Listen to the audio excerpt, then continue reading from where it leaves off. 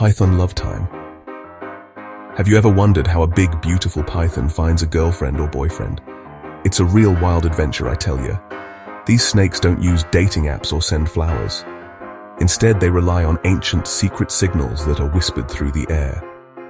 It's a spectacular part of nature that most people never get to see. When mating season kicks off, the entire python world changes. The quiet, solitary life they normally lead gets turned right on its head. Suddenly, it's all about finding that special someone, and believe me, they go to incredible lengths to make it happen. For most pythons, the call to find a mate happens at a very specific time of year. It's usually tied to the seasons, like the change from a dry season to a wet one, or from winter to spring. Here in Australia, our carpet pythons often get ready to mingle in the spring. In places like Florida, where the Burmese python is an invasive species, their mating season typically runs from December to April. This timing is absolutely crucial. It ensures that the baby pythons, or hatchlings, will be born when there's plenty of food around, and the weather is just right for them to survive. Nature has this all worked out perfectly, down to the very last detail.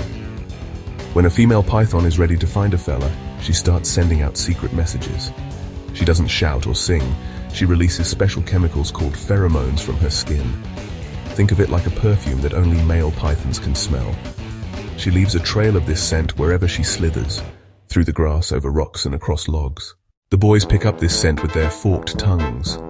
They flick their tongues in and out, tasting the air, and a special organ in the roof of their mouth, called the Jacobson's organ, tells them a lovely lady is nearby.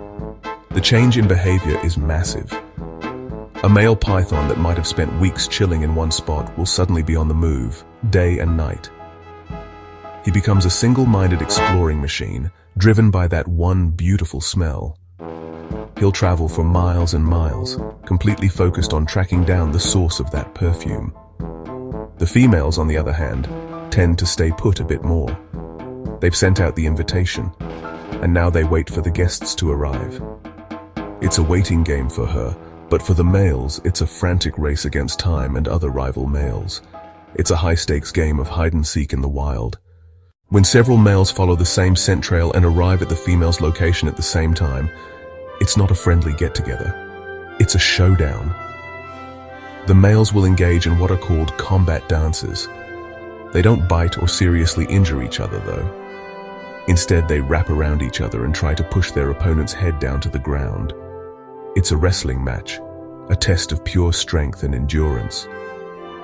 The goal is to prove who is the strongest, toughest python in the neighborhood. The winner of this wrestling match earns the right to court the female. When multiple males find the same female, they sometimes form what's called a mating ball. This is one of the most incredible and bizarre sights in the reptile world. Imagine one big female python at the center, with 5, 10, or even more males all wrapped around her and each other. It looks like a giant moving knot of snakes. This tangle of bodies can last for weeks. The males will use these spurs to scratch and tickle the female's sides. They are trying to stimulate her and persuade her to choose them. After all the wrestling, searching, and spurring, the actual act of mating can finally happen. He will align his body alongside the female's, making sure their cloacas are lined up. The cloaca is a single opening that snakes use for everything, waste and for reptiles' reproduction. It's a multi-purpose vent, a clever bit of natural engineering. This process itself can take a very long time. We're not talking minutes here. Python mating can last for hours, sometimes even an entire day.